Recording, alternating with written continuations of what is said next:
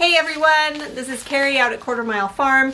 I'm just out here in my greenhouse doing some seed openings for you. I just did one for Baker Creek that I did in another video, and now I am doing some that I bought from Mary's Heirloom Seeds. These two are pretty much my go-to seed companies, and then I have a couple others that I do as well, like at my gardener. But these two are the ones that I tend to buy from the most when it comes to seeds. So anyway, it's a decent day outside today. A little bit warmer in the greenhouse than outside, of course. So I'm out here enjoying some time outside of the house for a little bit. So I wanted to show you the things that I got from Mary's Heirloom Seeds. It's a gift pack here. Let's see, seed starting basics. Okay, we got that down for the most part. For most seeds. Look, got a couple stickers in here. Mary's Heirloom Seeds. You know, I really don't understand this fascination with stickers. I mean, I collected stickers when I was a kid, but I kind of outgrew that, and now it seems like to be the complete fad again, and I don't know, I don't get it. I don't get it. Make sure I got everything out of here. Okay. Alright, so these are some things, you know, when you're just shopping along or, you know, browsing the internet through your emails, whatever, and or Facebook, and you see some seeds that somebody has posted or whatever, and you're like, hey, I kind of want those. So that's why I went to Mary's Heirloom Seeds. Oh, that's why. And then it got me into trouble to buy more. Baker Creek didn't have any of my black futsu pumpkin squeeze seeds, and so I saw them at Mary's Heirloom Seeds. I am definitely planting these again. In my other video I was kind of talking about plants that or seeds that I'm definitely planting again, and I've rebought, and this is one of them. I loved the colors of this. They start out you know, when they're unripe, they're like almost black. It's such a dark green, it's almost black looking, which really makes it cool for decorating. They aren't very ripe at that point though, but as they start to ripen, the flesh inside gets orange, and then the outside gets, the black kind of turns gray, and then there's orange, and and then there's a texture, and I just thought they were so beautiful. You can go back to some of my fall videos and see them. I loved them so much. And then I tasted them, and it's so good that I actually enjoyed eating the puree just straight out of the bowl. Like after I roasted it and I was taking it out to put it in the freezer, and I tasted it, and it was actually like edible. Like, I'm not a huge squash person. I like to have it for my pumpkin muffins, my pumpkin bread, pumpkin scones, that kind of thing. But I'm never really one to just eat it plain, with the exception of like sweet potatoes. I know that's not a squash, but the texture can be the same when it's all done up. But you know, sweet potatoes I'll eat, but they're sweet, right? Squash I've never really gotten into, but man, I tasted this, and this is definitely a squash where I could just sit down and eat the puree. It's a silky texture, and it's nice and sweet, but kind of a nutty sweetness. It's really good. So if you ever want to try a new pumpkin, definitely try the black futsu. So good. So planting all of those this year. I didn't actually sell very many of them. I had a lot of people interested in them for the decorative quality, but I mean, I say not very many people bought them, but I probably sold quite a few.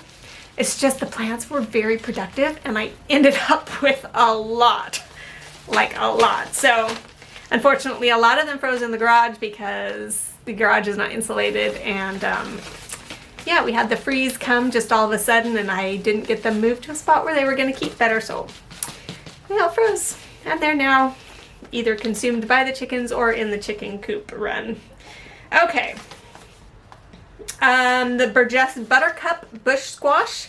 I grew these last year too, and I had quite a few people interested in buying them, and it's something that I wanted to grow again this year. I love the shape of them, and they're just unique for table decor, but also for eating. Okay. The Seminole pumpkin, I think, is wish she put information on her packs like Baker Creek does. It's kind of it's a large peachy kind of squash. I think grown a lot by indigenous people in the Southwest, maybe. I don't know. It's something I'd have to look up because I don't remember. I just know that they can grow to be fairly big, and they looked interesting. A lot of people seem to be growing them. Okay. In my last video, I talked about my husband wanting to grow like huge pumpkins, right? And so I had found the Big Macs at Baker Creek. And then when I was shopping around at Mary's Heirloom Seeds, I saw a different pumpkin, and they grow much larger than the Big Macs. So we're gonna try this one too. Dill's Atlantic Giant Pumpkin. And these are said to be 300 to 400 pounds. So these will be fun to grow. 10 seeds in this packet. Okay, and this one is a free gift. Hungarian yellow sweet wax peppers. So those are my seeds from Mary Heirlooms that I got for this year.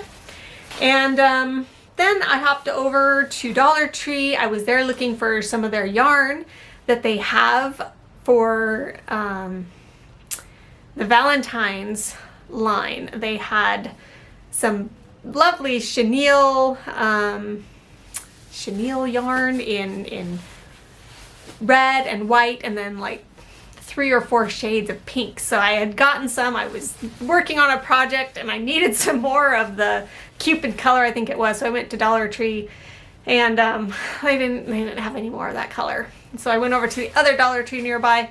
They didn't have any of that yarn at all. So, but while I was at that second Dollar Tree, I saw seeds. So I got some more. I'm gonna grab those real quick, and we'll just go ahead and talk about them in this video too, because it's not very much. So let me get those. So I wanted to get more seeds than what I did, but kind of on a budget right now, so I didn't want to spend a whole lot. Plus, I couldn't remember if I'd gotten some of these in the Baker Creek order or not. I couldn't remember. So I just put some back after picking out, probably about 2 or 3 times this money. But the main thing that caught my eye that I wanted to get were these green beans. And I got 4 packs of them, and they are the Contender. And I've grown these before, and I really liked their production, their shape, and their flavor. They were a really good bean. And so when I saw them there, I just grabbed up all that I could. There were 4 packs. I just grabbed them all. Because this last summer, we grew the pumpkins, we grew the pickling ingredients. What else did I grow? I grew something else too. What was it? Oh, we had the rhubarb. So those were kind of what we considered our cash crops for this last year, because we were just trying things out to see how they did for us. And I had planted some green beans just for us, and I ended up picking some to sell, and people kept expressing an interest, and they would just buy me out with whatever I had there. And I kind of figured out there aren't too many people around here that grow green beans, larger scale, for just the local people to be able to, put up. They want to buy. I had 2 ladies that wanted 20 pounds at least from me, and I couldn't provide that because I didn't have the plants for it. I could only provide like 3 to 4 pounds at a time. So I told Brent, I said, this next year we're doing the pickling cucumbers, we're doing the squash skin, we're planting more rhubarb, and I'm planting more green beans, because we definitely have people here who are looking to buy them in bulk to be able to put them up. So I got all of these so that I could plant them out in the field to have as a cash crop this year. Then I also saw more green beans there. And these ones are called Top Crop, and I can't remember, I may have tried these before. Stringless texture, good for late planting, tolerates dry weather well, which is good for our area. But I think I've tried these before, and I think they turned out well. So I can't remember if I got all of them that were there. Oh wait, those two are different ones. Okay, I have 2 top crop. That might have been all they had. I don't remember. Or no, I think these are some that I put back because I didn't want to spend all of my money in one spot. I know they're 4 for $1, so it's like 25 cents. Woo! But still, you know, you got to limit yourself at some point. At least I do. So anyway, I was going to get like 4 or 5 of this kind too, but I ended up only getting 2 of this kind, the top crop. And then I thought I'd try this one, the Tender Green Improved, and see how that is. But this should give me a lot of green beans to sell. I may even have more green beans in my other seeds. I don't remember, but that's why I got more. I think I have some broccoli seeds already, but I decided to just pick up a pack of these. It's only 25 cents, of course. But I thought I would plant some right out here in the raised bed where I planted the peas and lettuce and spinach. And where I have the lettuce back here, it's still growing. We had another cold snap getting down into the teens at night. Some of the lettuce plants over here didn't do so hot during that cold snap, but a lot of it has survived too. So anyway, I thought I would plant these out here like really soon so that maybe I can get a head start on growing broccoli. I can never get broccoli to grow here, I think mainly because I'm planting it at the wrong time. You know, I'm planting it in June and not getting a crop because it doesn't like the hot weather. So it likes to bolt too soon, or I can just never get it to grow the big heads. So I thought maybe if I plant it now, it'll sprout and it'll be growing and we'll get maybe some broccoli late this spring or early summer. So anyway, those are the seeds that I've bought this year. I don't think I'll be buying anything more. Just because we have so many seeds already. Oh, actually, I need to remember which company that was from. I was looking through a seed catalog and they had a mix of different colored cherry tomatoes. Because I told Brent, just randomly thinking after I saw these mix of tomatoes, it's like a mix of purple and yellow and maybe orange and red. Anyway, sorry, like just a mix of them, so you don't have to buy like 5 different packets of tomatoes. You get them all in one package. But I know a gal over in, she's a friend of mine. She just had like 1 or 2 100-foot long rows of cherry-sized tomatoes, and she was selling them. She also had a lot that wasn't selling just because the plants produce so much.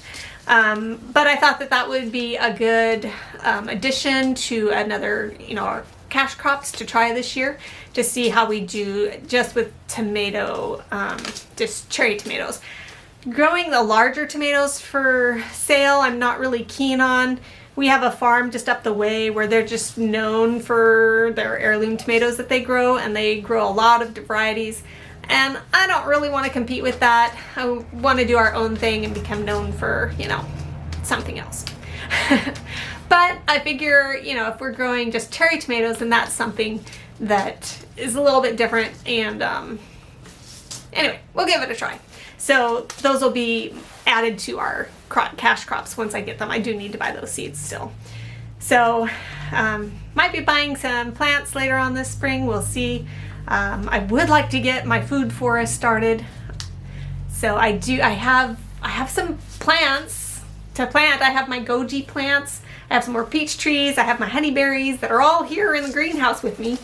And I just need to get them out in the food forest and get that going.